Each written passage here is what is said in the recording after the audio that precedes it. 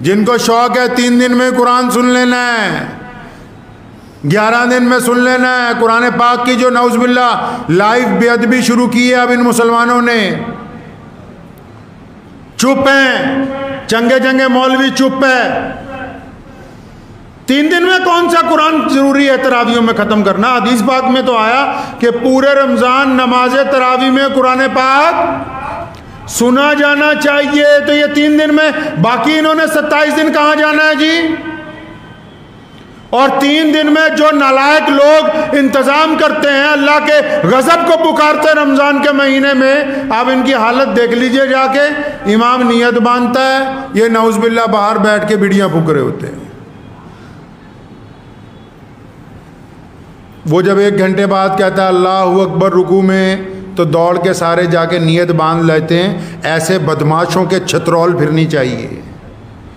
तुम्हें ये गुंडागर्दी नज़र नहीं आती? तुम्हें गैर मुस्लिमों की तो नज़र आ जाती कि फ़लाँ बंदा नौज़ुबिल्लाह कुरान पाक की बेअदबी कर रहा है, फ़लाँ ने कुरान पाक के मुतालिक ये कह दिया। ये बदमाशी नज़र नहीं आ रही? ये जो 3 दिन में 11 दिन में कुरान पाक की बेअदबी कर रहे हैं, ये गुंडे नज़र नहीं आ रहे?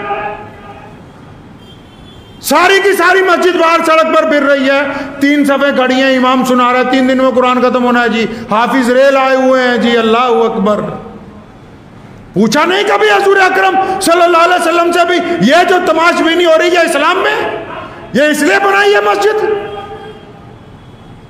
हमारे यहाँ भी शहर में एक है, उन्होंने शुरू किया जी 3 दिन में कुरान पढ़ना। भाई जाना कहाँ है बाकी के 27 दिन? क्या बाकी के 27 दिन तरावियाँ माफ हो गई हैं? और ये 3 दिन का कुरान है कि बाद में पीछे खड़े होकर तुम बदमाशी करते रहो और रुक को वक्त आके नियत बांध लो। फिर ये पूछते हैं कि मुसीबत क्यों आई? कुरान पाक के साथ नौज़ुबिल्लाह गुस्ताखी करके फिर जाके पीर जी को पूछेंगे अजी पीर जी घर में बड़ी परेशानी है, क्यों आई? तू कर क्या रहा है यहाँ रमज़ान में?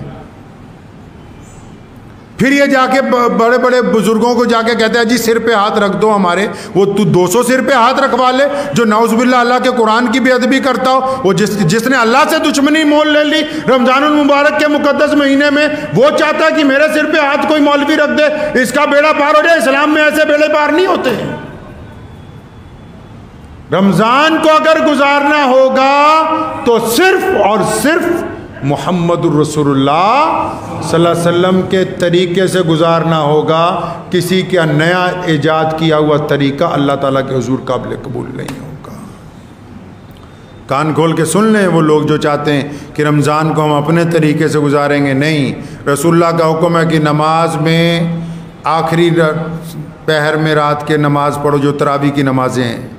रसूलुल्लाह का हुक्म है जमात से नमाज़ पढ़ें। रसूलुल्लाह का हुक्म है रोज़ादार रोज़ा रखें तो फिर उसके बाद झूठ ना बोले। रसूलुल्लाह का हुक्म है कि रोज़ादार रोज़े को फाड़े नहीं, मतलब अपनी काम से कोई ऐसा काम ना करे जिससे रोज़ा टूट जाए। वो खाना पीना नहीं है, वो नौज़ुबिल्लाह गाली देना है, वो गंदगी के इरादे करना है, वो किसी के साथ नौज़ुबिल्लाह ज़िना का इरादा करना है, बेईमानी का इरादा करना है, किसी के साथ ठगी का इरादा करना है। तो रमज़ान किसके तरीके से गुजारना है भाई? प्यारे नबी मुहम्मदुर रसूलुल्लाह सल्लल्लाहु अलैहि वसल्लम के तरीके से। दुआ कीजिए कि अल्लाह ताला इन बातों पे मुझे भी और आप सबको अमल करने की तौफीक अता फरमाए। व आखिर दावाना अनिल हम्दुलिल्लाहि रब्बिल आलमीन।